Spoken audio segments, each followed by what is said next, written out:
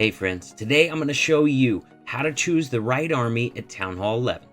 I'm going to tell you right now, base identification is way too big of a topic to cover entirely in one video. So in this video, we're going to take a deep dive, focus on two different attack strategies, just what exactly is needed and what exactly you're looking for to see if certain attack is going to be successful on a base. Here is base number one. I'm not going to tell you the attack strategy we're using on it yet, because I want to take you through the process of planning this attack. The first thing, I was in here with Batman planning this one out, and the first thing we both noticed was OP queen charge starting locations on this base. So you could start your queen, you could start her like right here, and she's definitely not walking that way. She's definitely either going that way, or if you wall break right here, she's definitely going inside of that base. Not only that, but you have another possible queen starting location right over here. Once again, because of all this dead space, you can just be absolutely 100% sure that she's not going to stray, so you can plan your attack around that. But one better, if you look in here and notice that we got these double spaces right here, all the way out between these buildings, you know that extra spacing kind of keeps the queen from wanting to go around that way. That little bit of extra distance can make a big difference. So if you start your queen right here, she takes care of these buildings, then she ends up closer to this building and walking to the left. So there we go. We've got a good queen starting location, but what can we do with that? All right, so we've got this nice U-shaped compartment. So if you wall break her in here, look at the second layer of all the things that she can reach from right in there. We got the enemy queen in there. We got the Eagle artillery in there. We got another air defense she's going to be able to reach, another cannon. I mean, she already took this out on beginning the charge. So we got the makings of an excellent queen charge. So let's take a look at where that puts us. Because if you look at this, this was the problem right here. That whole queen charge that brought us, oh my gosh, I can't get that thing off my screen. The little info thing. So queen comes in here, gets all this stuff, and then you can get even further. You place a jump right here.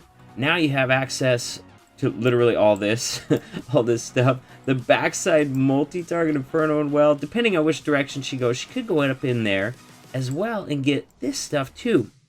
But once again, the problem is she's not going to encounter that enemy CC until way late into this attack. So that left us with a very, very nice queen charge, but what are we going to do with it?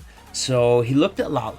Looked at maybe bringing something that could kill CC troops inside of the Stone Slammer, and that might have worked, but it's going to be tough on time. So getting that dragon or whatever inside your Stone Slammer to kill that enemy CC before it kills all your loons, that's pretty difficult. So another thing that we noticed over here was that the sweeper is pointing that way. This one's pointing this way. We've got no sweepers at all covering this whole section of the base. So the solution became, why don't we just bring in dragons? Dragons can take out whatever you got in the CC, and if the queen skates around the CC, if she doesn't ever draw it and it happens to be a hound, the dragons won't draw it, won't have to deal with it. So thus was born the dragon plan on this base. Now we do have two air defenses right here that are super dangerous to dragons. So going to be leading that in with a Stone Slammer full of loons. Once the Stone Slammer goes down, because it's going to do a lot of tanking for the dragons, then those loons can take up the mantle of tanking that last air defense for the dragons, also soaking up any seeking air mines in the process. So that was how the plan came about on this base. Now let's check out how this goes down. It's pretty beautiful. Such a nice charge. Now those two loons right there, we kind of figured that since this area had nothing, that'd be a great location for just a massive Tesla farm with a ton of seeking air mines. So that's why those two loons were placed in there at the very start of the attack. It was a fresh hit, and it just looked a little too good to be true. Here we go. Baby Dragon did some nice work over there, just making sure the queen stayed focused. He got the wall break right there, but one thing we didn't think about was taking out those outer buildings. If we wouldn't have used the dragon right there, queen probably walks out of that wall and continues walking outside of that wall instead of ducking in. So that dragon picking up that trash building there to force the queen to go inside was big.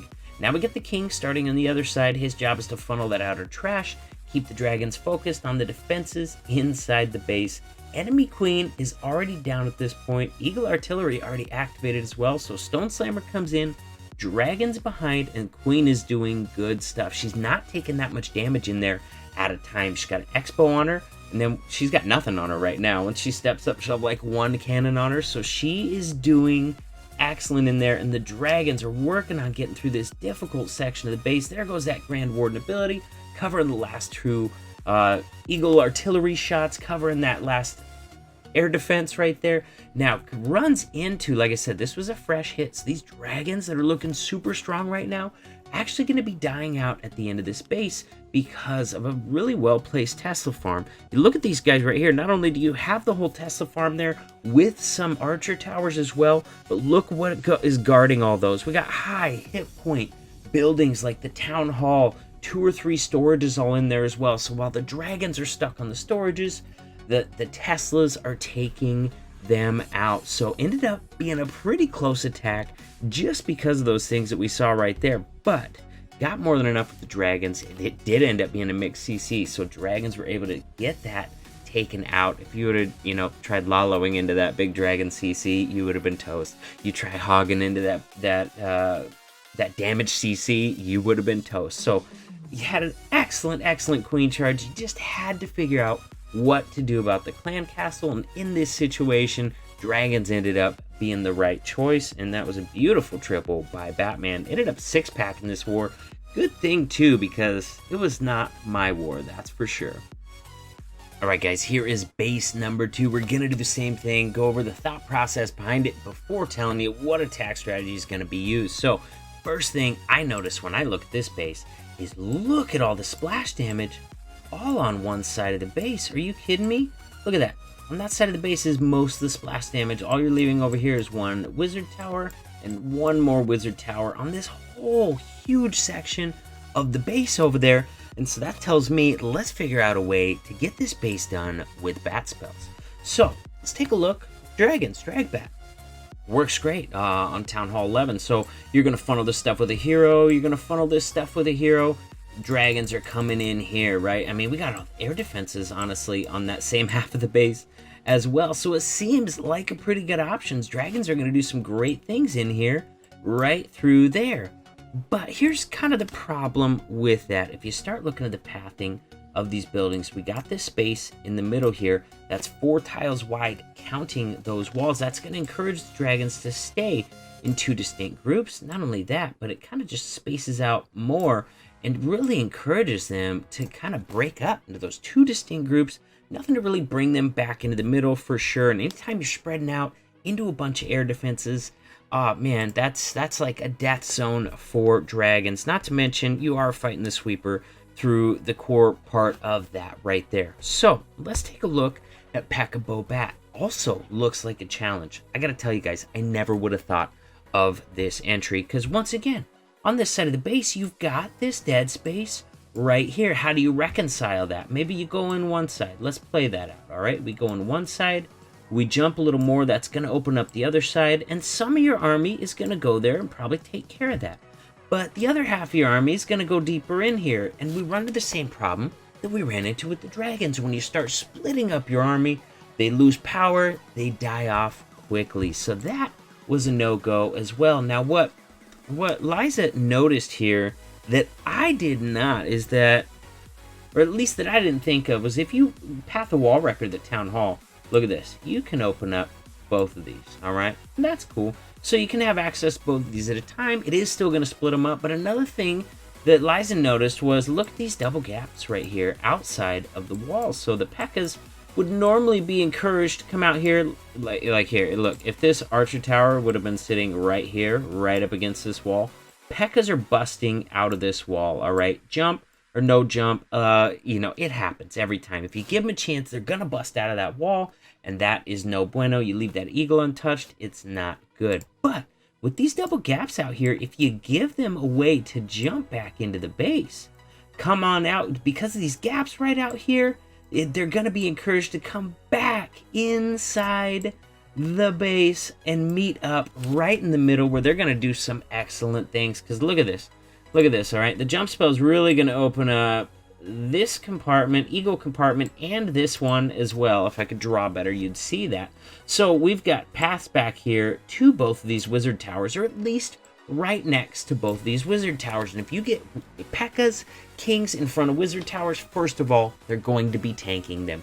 The one that has most of them is going to be tanking them. You don't have to worry about freezing it. Second of all, a lot of times they're busting through those walls and taking those down, or the queen is right behind them, reaching over the walls and taking them down.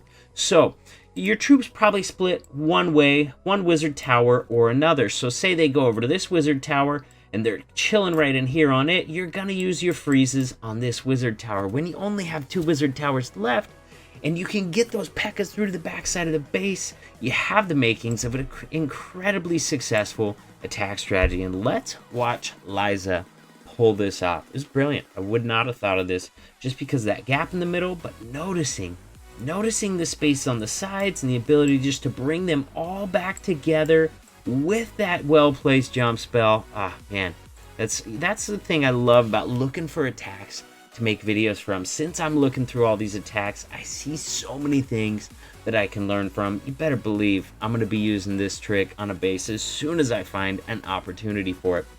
And here we go. P.E.K.K.A.s coming in, Wall Wrecker coming in. Remember, P.E.K.K.A.s down first. You get the P.E.K.K.A.s down before the Wall Wrecker.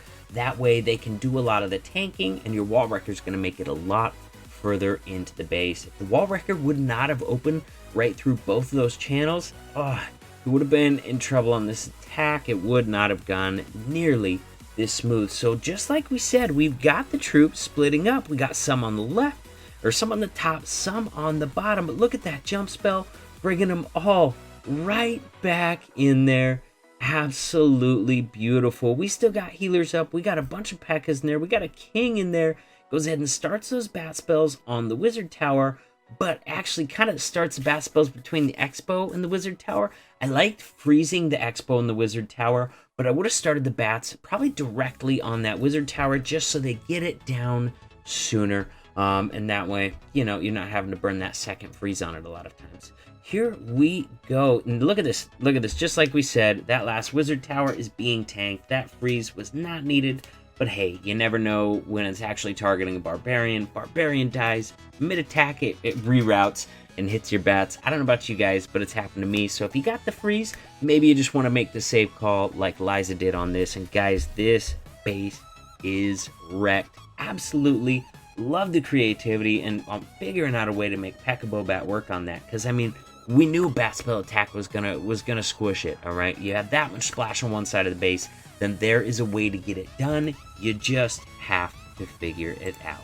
Now, I gotta tell you, I appreciate every single one of my viewers, but you who hang in until the very end of the video, you are my favorite. If you have not subscribed to the channel yet, click right above my head and subscribe right there. And guys, check out the 2 awesome videos right on either side of me. Click on one of those and we can keep hanging out. I'll see you next time.